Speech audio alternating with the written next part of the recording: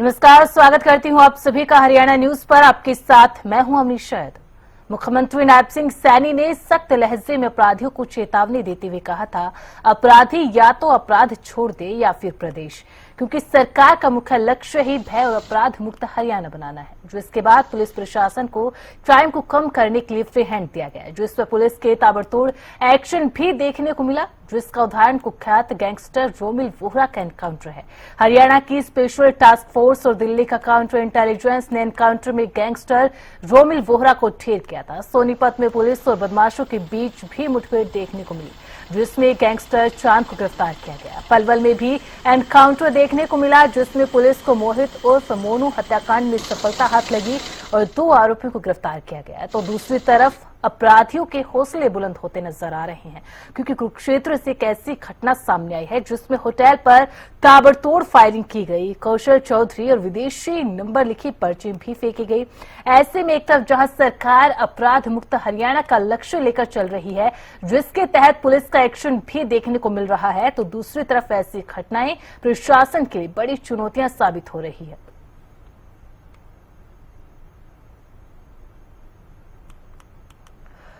तो मुख्यमंत्री नायब सिंह सैनी ने चेतावनी देते हुए अपराधियों को कहा था कि अपराधियों को या तो प्रदेश छोड़ना होगा या अपराध। उसके बाद पुलिस प्रशासन को भी फ्री हैंड दिया गया, जिसके बाद सोनीपत, पानीपत, कुरुक्षेत्र के अंदर ताबड़तोड़ एक्शन पुलिस प्रशासन के देखने को मिले, जिसमें दिल्ली और हरियाणा की एसटीएफ ने संयुक्त कार्रवाई करते हुए एनकाउंटर में गैंगस्टर रोमिल वोहरा को ढेर किया, जो कि शराब कारोबारी शांतु मर्डर केस में और अन्य बाकी आरोपों में संलिप्तता जिसकी पाई गई थी, जिसके परिणाम भी रखा गया था, उसको एनकाउंटर में ढेर किया गया। इसके अलावा सोनीपत के अंदर भी, पलवल में भी एनकाउंटर पुलिस की तरफ से देखने को मिला।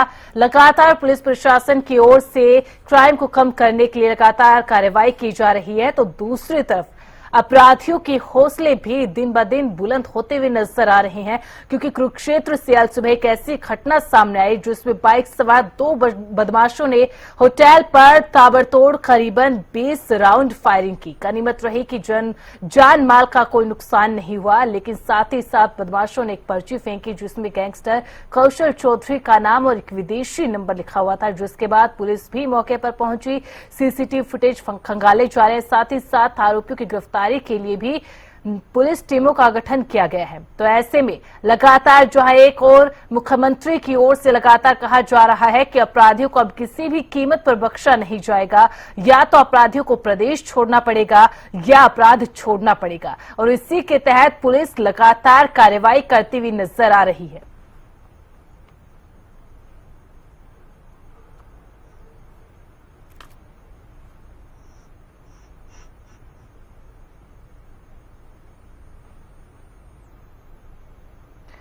और हमारे साथ हमारे संवाददाता दिनेश सहरावत भी पलवल से जुड़ चुके हैं। दिनेश, देखिए, जिस तरीके से लगातार पुलिस सब क्राइम को कम करने के लिए ताबड़तोड़ एक्शन कर रही है, एनकाउंटर कर रही है, तो पलवल में भी एक बड़ी कार्रवाई पुलिस की देखने को मिली मोनू हत्याकांड के अंदर।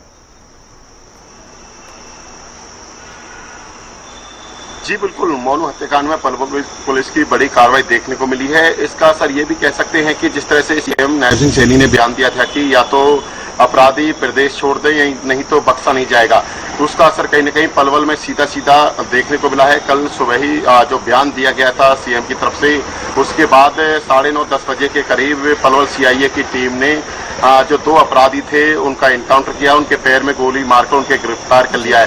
मैं आपको बता दूं कि 15 दिन पहले करीब 11 जून को जो है पलवल के अलाउदपुर गांव में मोनू की हत्या कर दी गई थी। हत्या में जो आरोपी थे वो लंबे समय से फरार चल रहे थे और धमकियां दी जा रही थी। परिजनों ने गुहार लगाई थी पलवल पुलिस से और यहाँ के जो पिरतला के विधायक रघुवीर सिंह तेवतिया से कि वो आरोपियों की गिरफ्तारी कराएं। उन्हें और डर है कि किसी दूसरी हत्या की वारदात को अंजाम दे सकते हैं। परिवार के लोग डर के साए में रह रहे हैं।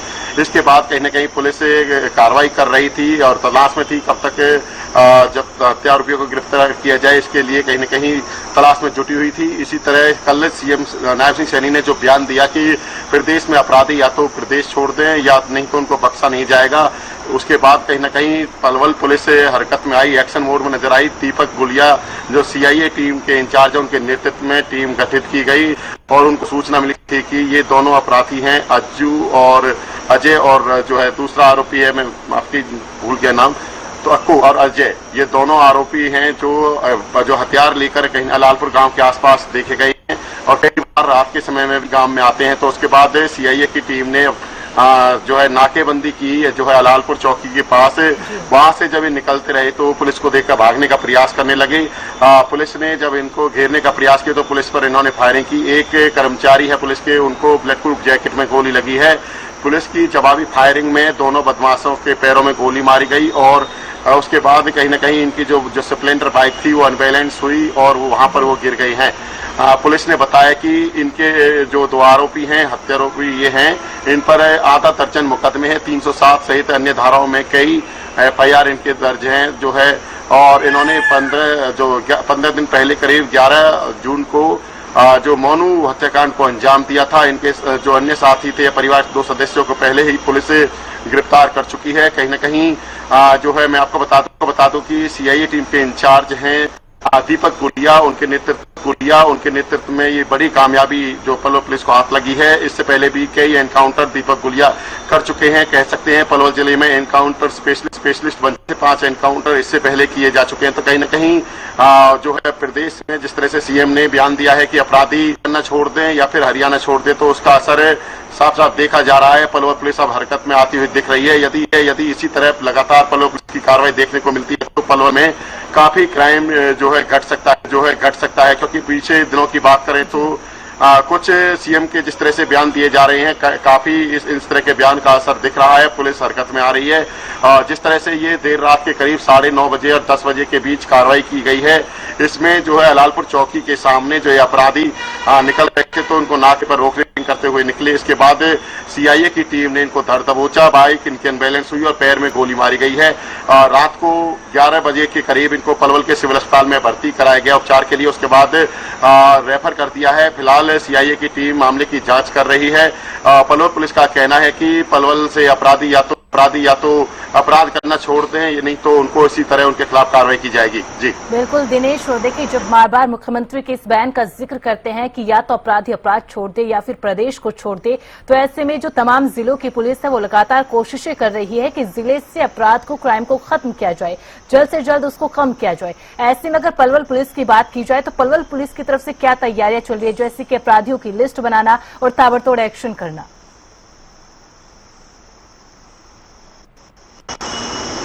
बिल्कुल, पलवल पुलिस लगातार इस तरह के जो अपराधी हैं उनको रडार पर ले रही है। जिस तरह से पलवल के एसपी हैं, उनकी टीम है, उनको आदेश दिए हैं कि जो अपने अपने इलाके क्षेत्र में जो अपराधी हैं उनकी लिस्ट तैयार की जाए और उनको गिरफ्तार किया जाए। जो अपराधी गिरफ्तार नहीं हो रहे हैं उनको भी चेतावनी दी जा रही है, या तो वो अपने आप को कानून के हवाले कर दे, नहीं तो आने वाले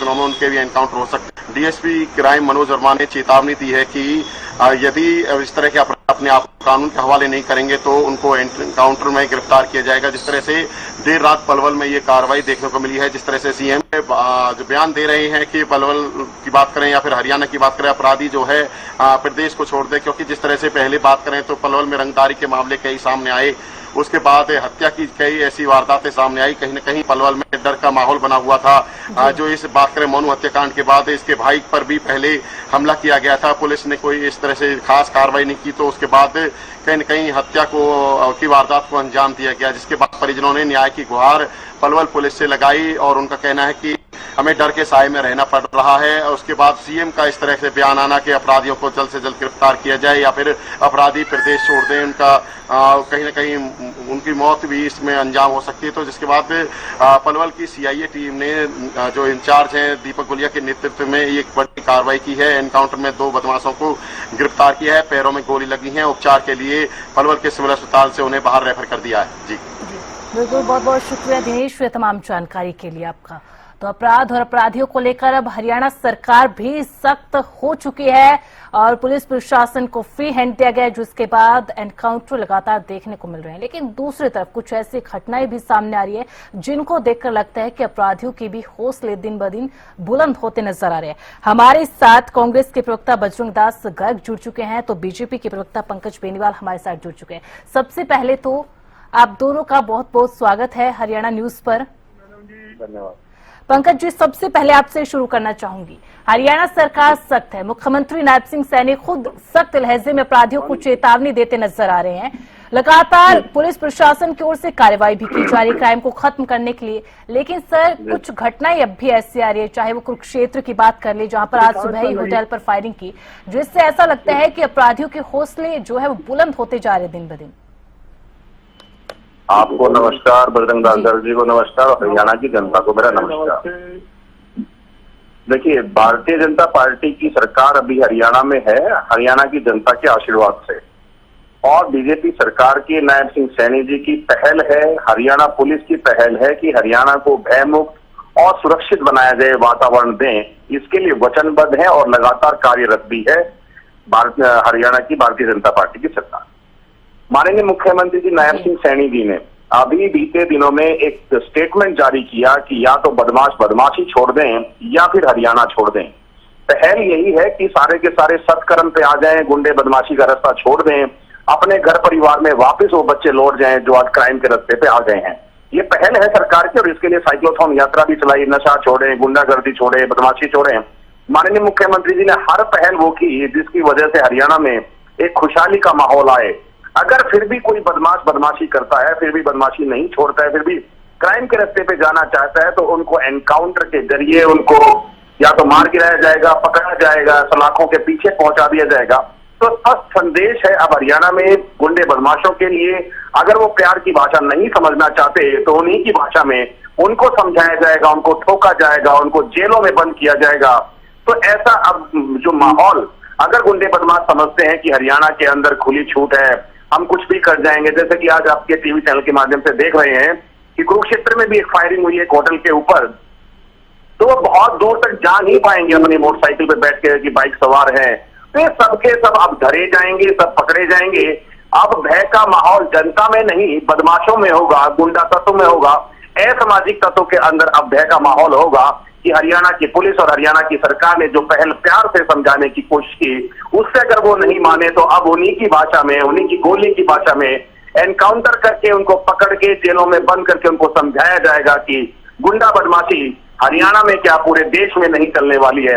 अभी की बात करें तो गुरुग्राम में ही कल नशा तस्कर को पकड़ा गया जिसके पास चरस, पिस्टल और कारतूस बरामद किए गए। गुड़गांव से एक और गैंगस्टर को पकड़ा गया, उसके साथ 5 गुर्गे भी उसके पकड़े गए। कौशल गैंग बताया जा रहा है, ओमवीर उसके साथ रहे, उनके 5 गुर्गे भी पकड़े गए।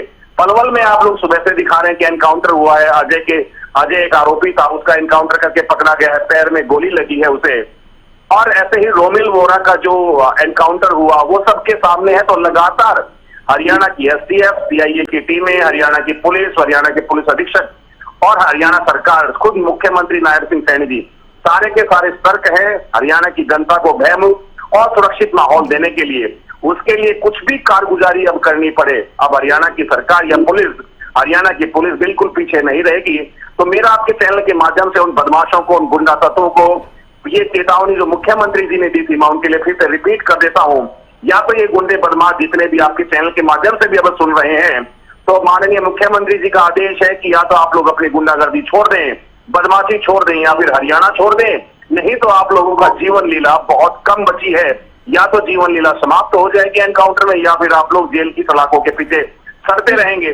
तो स्पष्ट संदेश है, इसमें कोई भी इफ और बट नहीं है। हरियाणा की जनता ने जो आशीर्वाद और प्यार दिया है, उस आशीर्वाद प्यार को लगातार बरकरार रखते हुए मुख्यमंत्री जी खुद इस चीज के लिए आगे आए हैं। ठीक है पंकज जी। बजरंग जी, आपने पंकज जी को भी सुना और मुख्यमंत्री की तरफ से भी चेतावनी दी गई थी कि अब अपराधियों की खैर नहीं है, अपराधी या तो प्रदेश छोड़ेंगे या अपराध, वरना उनके लिए यहाँ पर रहना मुश्किल हो जाएगा।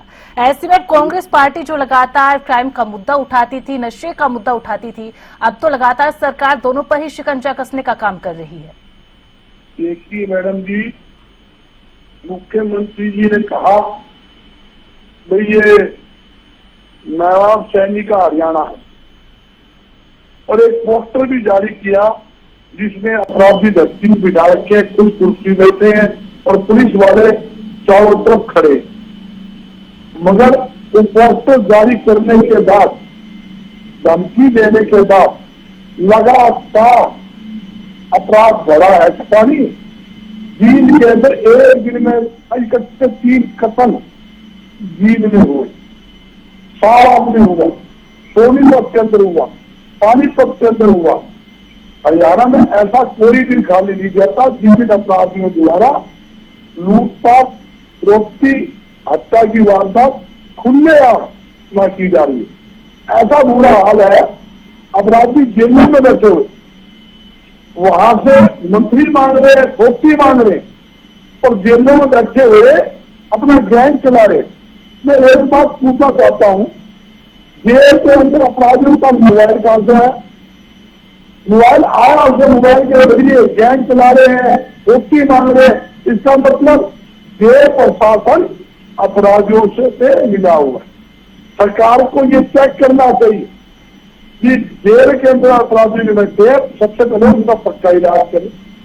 दूसरी बात, जेल के अंदर कोई भी मोबाइल चलिए, कोई भोक्ती मांगता है, मंत्री मांगता है, गैंग चलाता है, जेल प्रशासन के खिलाफ भी सरकार को सख्त से सख्त कार्रवाई करनी चाहिए ताकि अपराध पर अंकुश लग सके। मैं दावे के साथ करता हूँ, जेल के अंदर जो अपराधी बैठे उनके ऊपर अंकुश लग जाएगा, 70% अपराध ऑटोमेटिक कम हो जाएगा, इसमें कोई दो राय नहीं। आप देखिए, जहां शराब के ठेके हैं या बिल्डिंग बनाने वाले ठेकेदार है, हर एक के पास धमकियां जाती है, हर एक से मंथली ली जा रही है, हर एक के काम में हिस्सेदारी ली जा रही है। सरकार ने खुद माना कि अपराधियों के डर के हमारे 328 शराब के ठेकों की बोली नहीं हो पाई और 7 जिले के अपने पुलिस कप्तानों को, डीसी को, ठेकेदारों को चंडीगढ़ में 2 दिन पहले बनाया। उन्होंने कहा भी आप बोली बोल लो, ठेके लो, हम मदद करेंगे। जबकि ठेके की बोली का टाइम निकल चुका, ठेके खोलने का टाइम निकल चुका। 1 महीने पहले बोली होनी थी और ठेके खुलने थे 1 तारीख के। आज 1 महीना लगभग पूरा होने को आ गया, तो 1 महीना का तो आप समझ लो तो पहचाना वो चला ही गया। 328 ठेके की बोली शराब की इस राज्य में इतनी तक नहीं हो पाई है। मैं कहना चाहता हूँ, जहाँ अपराधी है हौसले उनके कितने बुलंद है, खुले आप नशा बिक रहा है, नशे का व्यापार फल फूल रहा है। यूं कहने में नशा नहीं, आप ये देखो नशा तो कॉलेज के बाहर, कॉलेज के अंदर वहां भी दुकानें लग रही है, जेबों के अंदर डाल के नशे की लत खुले आम लग रहे हैं, इंजेक्शन बिक रही है, बुकील बिक रही है, सबकी में काम हो रहा है, कंट्रोल नहीं हो रहा। मैं ये कहना चाहता हूँ, मैं किस मामले में हम सरकार के साथ है, हम सरकार के खिलाफ नहीं है। हम चाहते हैं हरियाणा से अपराध खत्म, हरियाणा से नशा खत्म हो। हमारे बच्चे ही हैं, हमारे बच्चे ही नशा के नशे में पड़ेंगे, अपराध करेंगे। इसमें एक सोचने की बात यह है, अपराध क्यों बढ़ रहे, नशा क्यों बढ़ रहा है? इसका मुख्य कारण बेरोजगारी। अगर युवाओं को रोजगार मिल गया तो मैं दावे के साथ कहता हूँ अपराध ऑटोमेटिक कम हो जाएगा। अगर किसी को नौकरी मिलेगी, रोजगार मिलेगी, तो क्यों तो भोक्ती मांगेगा, क्यों मंथली मांगेगा, क्यों चैन स्केचिंग करेगा, क्यों चोरी करेगा।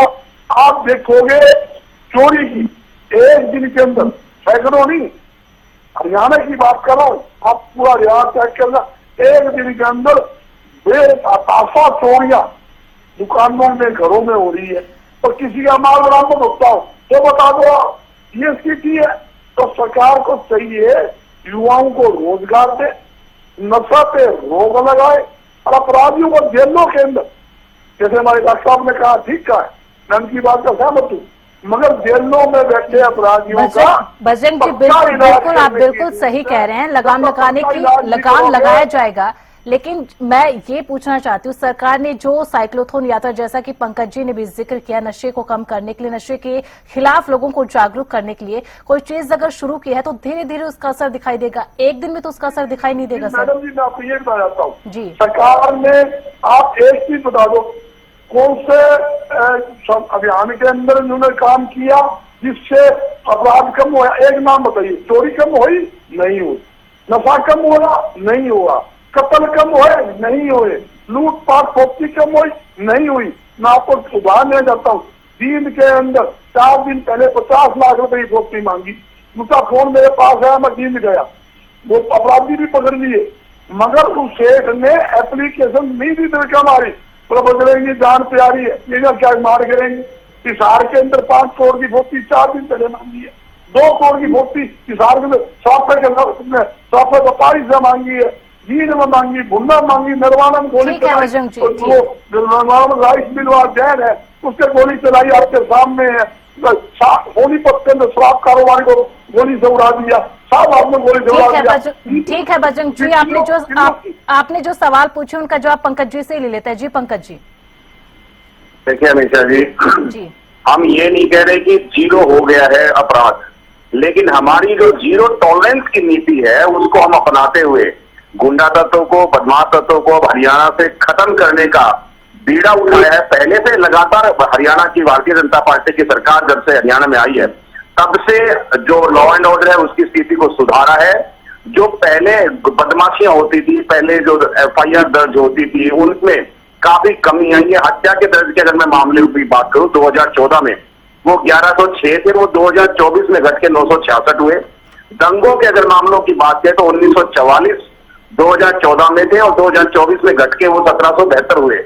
बजरंग दास जी की बात ठीक है कि कम होना चाहिए, खत्म होना चाहिए, लेकिन मैं इन्हीं का कार्यकाल इनको याद दिला दूं कि ये लोग दलित की बस्तियों को पुलिस के सामने चलवा दिया करते थे। ये इनकी कानून व्यवस्था थी जिसमें ये खुद इन्वॉल्व होकर के दलित बस्तियों को, चाहे वो गोहारा की हो चाहे वो कहीं और की हो, सारी की सारी दलितों पर कैसे अत्याचार करते थे, वो इन्हीं की सरकार थी। तो मैं बहरहाल इनकी बातों पर नहीं जाता, हमारी सरकार है, हमारी जिम्मेदारी है। तो नशे को भी खत्म करने के लिए पंचकुला में इंटर स्टेट सेक्रेटरीट में बैठक हुई उत्तर भारत के 7 राज्यों की, जिसमें हरियाणा, पंजाब, दिल्ली, हिमाचल, चंडीगढ़, उत्तराखंड, राजस्थान सारे के सारे उसमें रहे और एक दूसरे को सूचना साझा करें, एक दूसरे को बताएं कि यहाँ पर ऐसा हो रहा है। तो वो सारी चीजें भी हरियाणा की पहल रही है, हरियाणा इन चीजों पर काम कर रहा है। और नायब सिंह सैनी जी का जो स्पष्ट जो संदेश है, जो अब उन्होंने कह दिया है कि हमने बहुत पहल कर ली, बहुत समझाने की कोशिश की, लेकिन अब अगर गुंडा तत्व नहीं मान रहा है तो उनकी भाषा में उन्हीं को जवाब वैसे ही देंगे। तो ये जो चेतावनी है, ये अब चेतावनी नहीं रही है, उसका असर आप सबको देखने को मिल हो, चाहे रोमिल बोहरा का रहा हो, चाहे वो कौशल और ओमवीर का रहा हो गुरुग्राम के अंदर, चाहे वो चरस तस्कर को गुरुग्राम से पकड़ा गया। ये सारी की सारी जो चीजें हैं ये तुरंत एकदम से पुलिस एक्शन मोड के अंदर है। हरियाणा की सरकार माननीय मुख्यमंत्री जी के नेतृत्व में खुद पुलिस और वो खुद भी मुख्यमंत्री जी भी जो ये बात करें कि पोस्टर जारी किया, पोस्टर में बिल्कुल ठीक बैठे हैं मुख्यमंत्री जी की अब अगर कोई बदमाश आएगा तो उसका लठों से स्वागत हरियाणा के अंदर किया जाएगा। अब स्वागत के नहीं होगा, वो छुपे छुपे आ भी नहीं सकेगा, उसको लठों के साथ पुलिस उसको देखेगी और वो ढेर करने का काम क्या नाम है हरियाणा की सीमाओं के ऊपर ही कर देगी। तो अब जो भय का माहौल हरियाणा में चल रहा था, जिसके लिए फिरौती की बात इन्होंने की कि फिरौती रंगदारी के जो मामले हैं उनमें भी एक भारी कमी 2023 और 2024 के ही अगर मैं आंकड़ा दूं आपको, रंगदारी में 2023 में 487 मामले दर्ज हुए थे, 2024 में घट के 416 हुए। रेप के मामले 19.24% कम हुए हैं, रेप अटेम्प्ट टू रेप 43 कम हुआ है, छेड़छाड़ के जो मामले थे वो 36% कम हुए हैं और पूरे हरियाणा के अंदर 2000 ऐसे हॉटस्पॉट को चिन्हित कर लिया गया है और 450 के आसपास ऐसे संवेदनशील रूट्स को तय कर लिया गया है जहां पर CCTV कैमरा इंस्टॉल कर दिए गए हैं, जहां पे हमारी बहन बेटियों का डेली आना जाना है बसों में, टेम्पुओं में, जिस भी तरीके से उन सबको हमारी बेटियां अच्छे से स्कूल कॉलेज जा पाए, ऐसे संवेदनशील जो रूट हुआ करते उन सारे रूटों पर CCTV कैमरा का इंस्टॉलेशन हो चुका है। और जो 112 की हेल्पलाइन थी वो पहले जब 2021 में स्टार्ट हुई तो वो 16 मिनट का समय था एक लास्ट लाइन, और वो अब घटाकर पौने 7 मिनट कर दिया है। ठीक है बजरंग जी, देखिए आपने सवाल पूछे तो उन्होंने आंकड़ों के साथ रखा कि किस तरीके से जो मामले हैं उनमें लगातार जो है कमी आ रही है और साथ ही साथ आपके कार्यकाल को भी गिनवा दिया कि आपके कार्यकाल में क्या कुछ होता था। मैं हमारे कार्यकाल की बात बता देता हूँ आपको जी। 2005 के अंदर कांग्रेस की सरकार बनी, ये रिकॉर्ड की बात है। उस समय अपराधियों तक का इलाज किया था, मैं नाम गिना सकता हूँ, 32 खूंखार अपराधी। बिल्कुल उनका बजरंग जी, बस पक्का इलाज किया एक बार गया। रोकना चाहूंगी सर, जो भी बात है थोड़ा जल्दी खत्म कीजिएगा क्योंकि समय का थोड़ा सा मैं कह रहा हूँ जी, देखो 32 अपराधियों का पक्का इलाज किया था और यहाँ तक कि अपराधी हरियाणा छोड़ गए थे। अपराधी जेल में बैठे थे, जेल से जमानत कराते हुए डरते थे। आज के राज्य के अंदर भी इस राज्य में अपने एडीजीपी चावला है, उत्तम क्राइम के इंचार्ज थे, उनसे पूछ लेना, वो बता देंगे। उन्होंने कहा था बाहर निकलेगा ठोकूंगा, बाहर निकलते ही क्या सीधे आ जाओ, जमानत नहीं ली लोगों ने। आज वो खूंखार बदमाश मैं नाम गिरा सकता हूँ, तो मुख्य धारा के अंदर आए हुए हैं, कहीं उसके अंदर ऊपर चले गए, ऐसी स्थिति है। हमने एक जो खूंखार अपराधी था कुंती, उसका इलाज किया।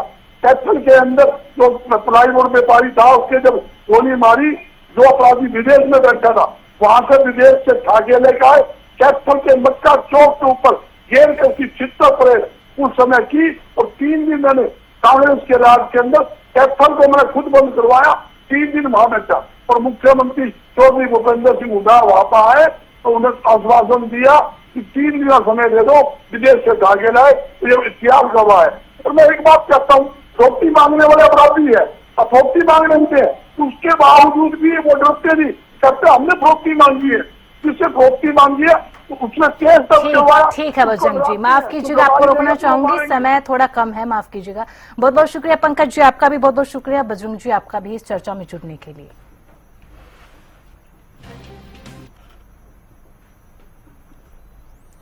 बुलेटिन में फिलहाल इतना ही, आप देखते रहिए हरियाणा न्यूज।